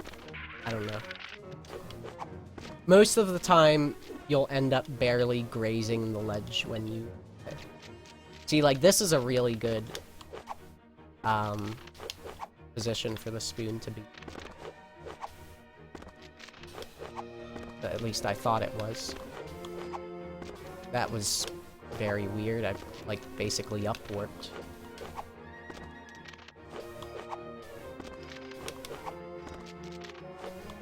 It's a very stupid and difficult trick. It requires a lot of focus and pre-planning and just generally knowing the capabilities and limits to your movement. Anyways, so the movement through the rest of this, through Gusto's office, if you went this way, you can run across that. Or, like, jump on the edge, the top of it, easel, and then jump over to here, which will let you skip the, swinging on the lamps there.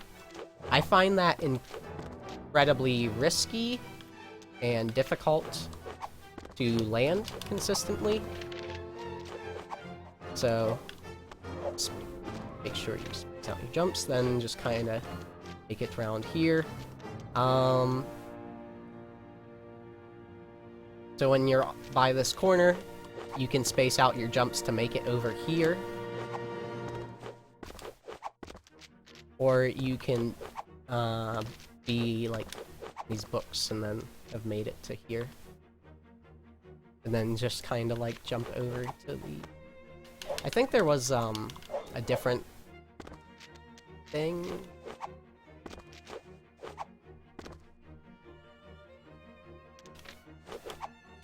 I guess, could you, like, I don't know if you could, curve it in there.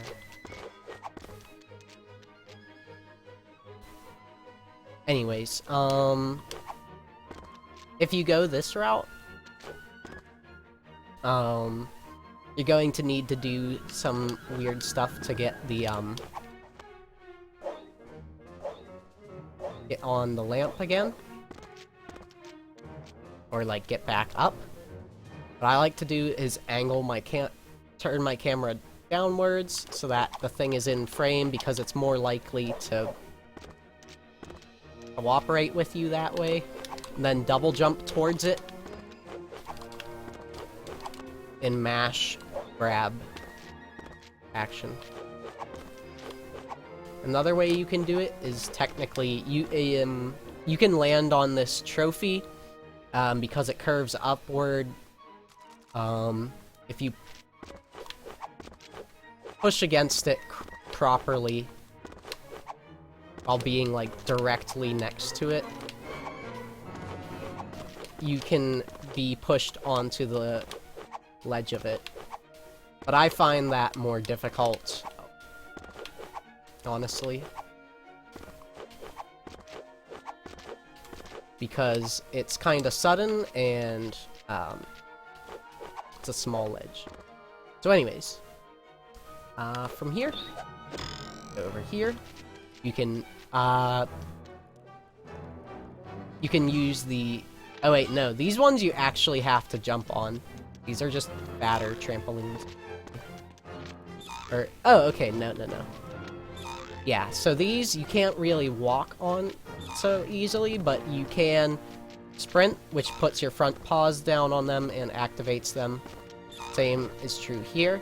There's a skip you can do here that is fairly easy and saves a decent chunk of time, but also incredibly punishing if you miss it. The book activation box extends around the shelving unit here by a fair bit.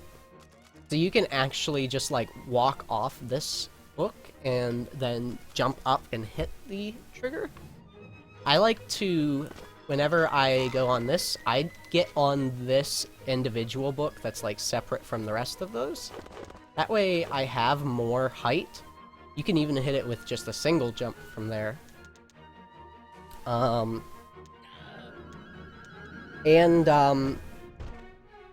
You have more distance to walk on.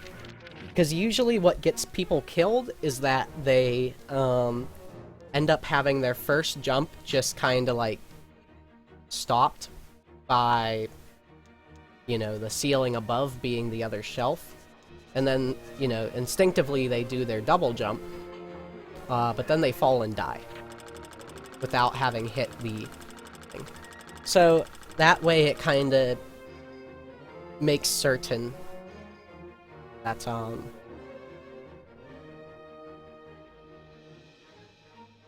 you're able to make that.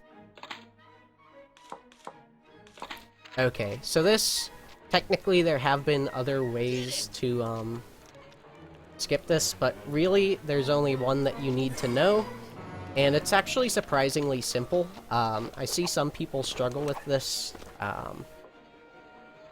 It's honestly a very simple concept.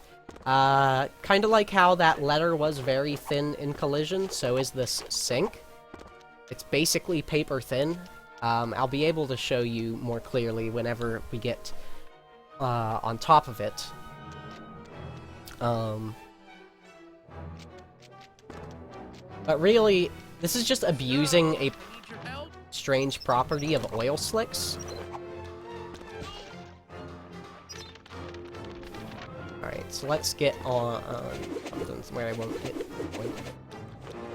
So normally, whenever you mash jump, like no matter how fast I press that, this is the fastest that I'm able to jump. There's like a little bit of a spacing between when my double jump comes out, because it waits for the single jump to finish, if that makes sense.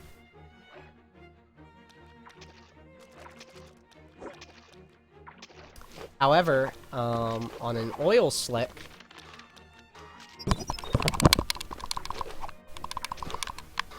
the second jump comes out instantaneously. Here, they're all over there.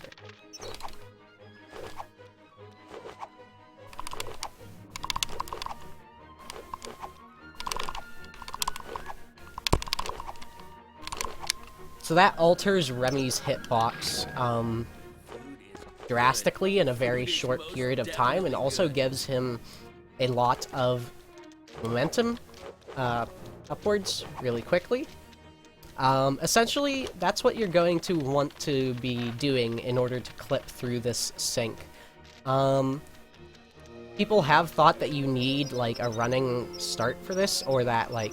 Admittedly, this pipe does help you clip, but really, you can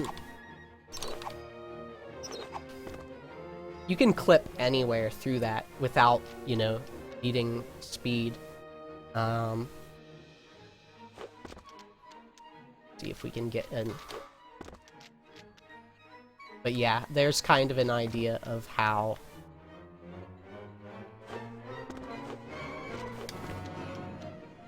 thin sink is. So really just jump as fast as you can. Just really hammer down on the button and you should get it most every time. And from here, just jump back left, and you will hit the cutscene trigger. For these mini games are going to be kind of boring. For these, I just kind of look to see which ones need changed more than which ones need to be red and blue, because that just makes it simpler for me.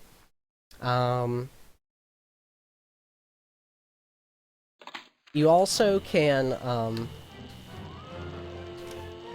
sort of buffer moving after you've switched one. Like, it doesn't have a very long cooldown period. Like, I can just nudge over right after I've changed that. I like to try and get at one of the ends, like one of the ends of the buttons, so that I can just sort of go back and forth and set each button pair individually, just one after the other, going across the row. So like here I'm thinking, okay, I just needed to change this. Okay, I'm at the end, so I'll stay there. I'm at the end, so I'll stay there.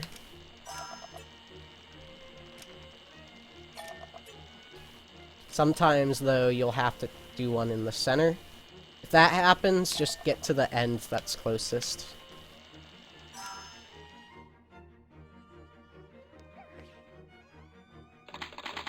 For this, you can just mash at the beginning, because you're not punished at all for messing up the first ingredient.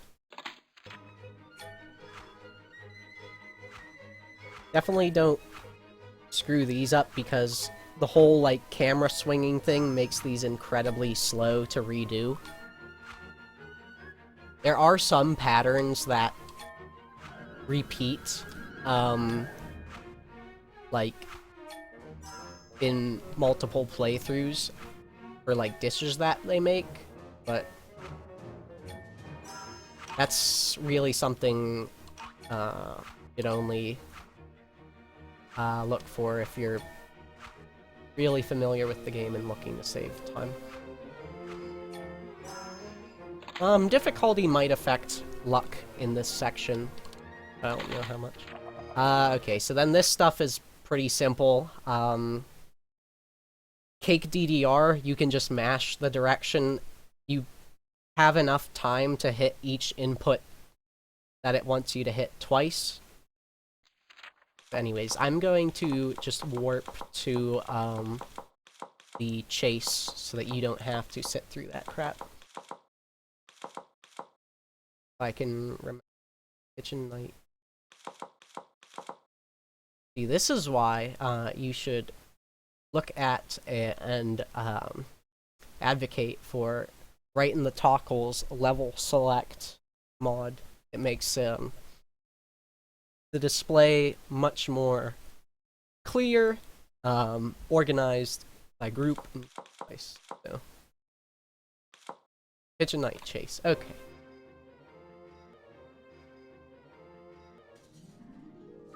Camera turning doesn't exist during chases. So if you're playing on keyboard, you can play this with one hand. You can get over that with a single jump if you land on the right. The main thing to just survive this chase is avoiding these jelly plates or whatever they are. Turning that corner tighter means you have to cover less distance.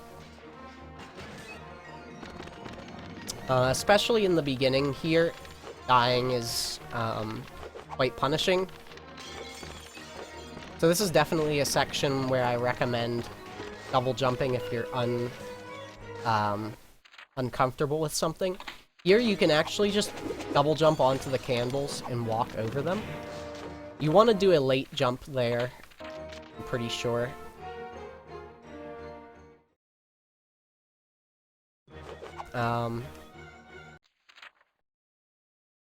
Give me a sec. You want to get as much distance as you can there so that you don't end up having to walk through the jelly plates at all.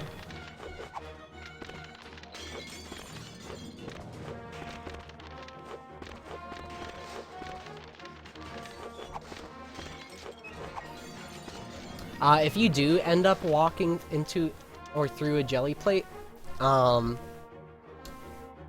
metal, like, edges of it, actually, you can walk on normally. So sometimes it's better to just walk to the sides and then sort of, like, jump back around to the front. That way, you don't have to walk through the entire pool really slowly. Like, for example, here, oh, see, that's better than if I were to just hold, watch right where this curves here. I like to just hold straight down, because it's possible to get in between these gaps and die. Will make you do all this again. Also, the handles on those suits are really large and have a big hitbox, so ignore them, or like get it. Yeah. Candlesticks don't really give you all that much of a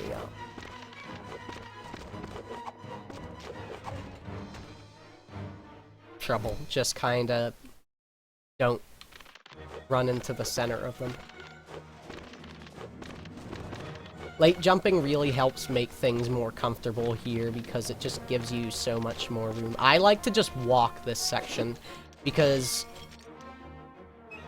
even if you're sprinting this, you have 2 huge areas to bonk, and you'd have to like swerve so hard. Like, so look how large that is. That's the part that normally fucks up people the most with the chase. It kills you right at the end. So, if there's any place to watch out for, it's that. And you don't have to jump to this table, you can just walk off. And the cutscene's right there. And that's just an effect of, having done debug menu stuff. But, once you've seen that cutscene, that is time. And hopefully you'll have, completed Ratatouille in less than 30 minutes, even if it is your first go. Most people are able to make it to the, you know, like early to mid-20s only after a couple runs.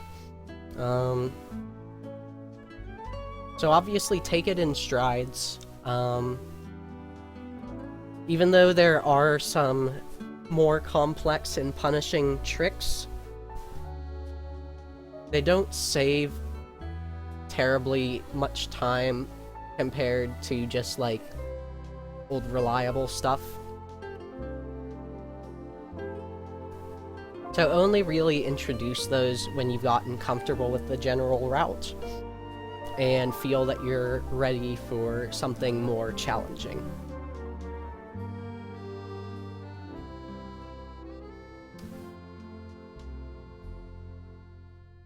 Realistically, you only need to know the deserted kitchen early to even perform a run of this.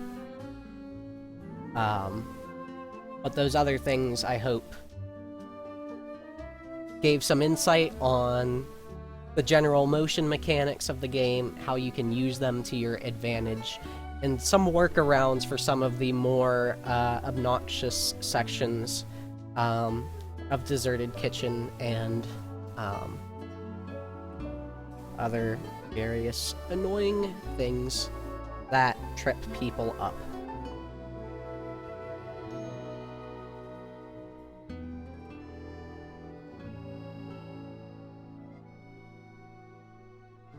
Trying to think if there were any strats, any percent that I didn't show.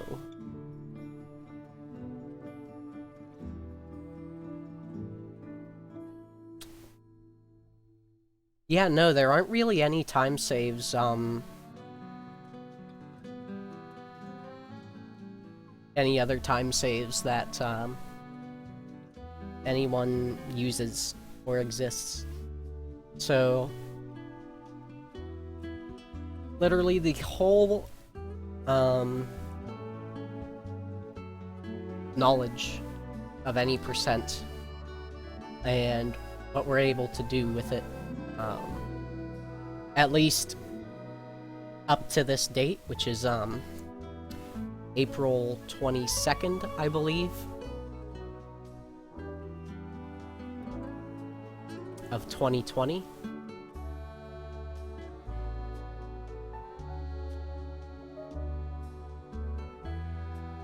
This is the entire list of strats that are at your disposal.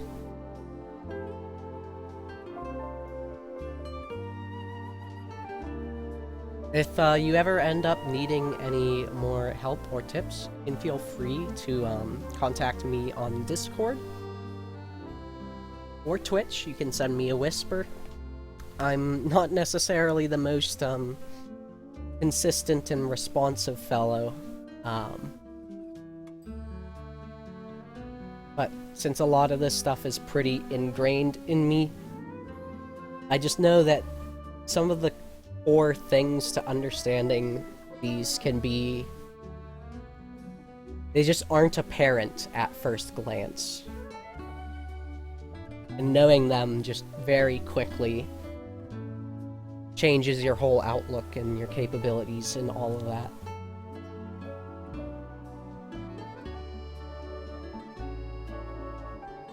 At some point I intend to go and make a tutorial for no major skips.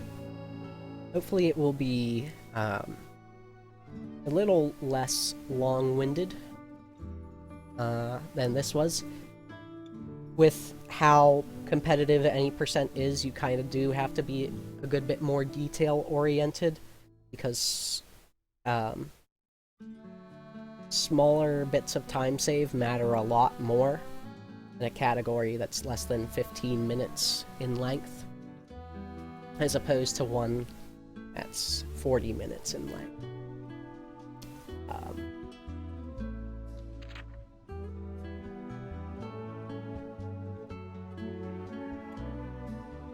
That being said, I wish anyone who, looks upon this, looking out to try get some times up there, I wish them luck, but mainly I hope they have fun just racing around like the rabid, weird rats that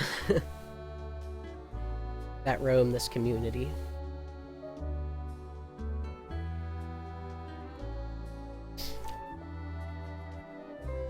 You can also find our Discord and other tools on speedrun.com.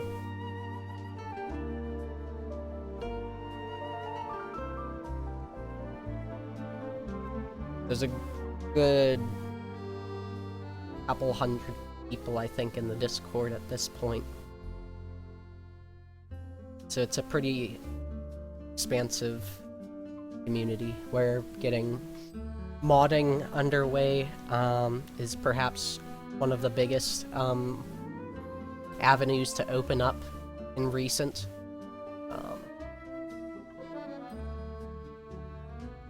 There's still a lot of unexplored potential in most all of the categories, really. 100% for sure. Low percent recently became a thing that's technically possible. So there's a lot to do, but don't let it go over your head. Or don't let it get to your head. Even though I've been following Rat for 2 years, working on pioneering it through a whole bunch of shit, this game surprises me continually to this day, and I don't know that it will ever stop. So don't get overwhelmed. You have to take these things in mouse-sized morsels. Not mouth-sized, mouse-sized. Haha.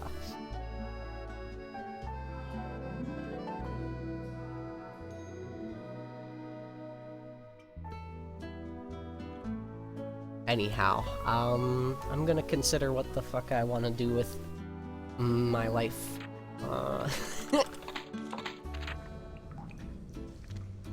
So you all take care. Thanks for stopping by. Thanks for the tip. Anyone who was watching this live, anyone who comes in the future to get themselves a decent idea on how to start or how to improve, and